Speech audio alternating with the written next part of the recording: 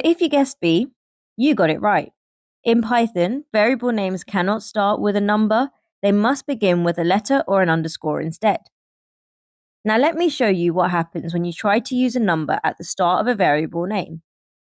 As I type second place, you can see that VS Code is already flagging a syntax error because a variable name starts with a number.